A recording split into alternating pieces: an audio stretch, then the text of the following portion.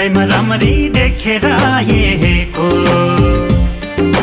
जिउ झन रहेछ सर्लकै पारेको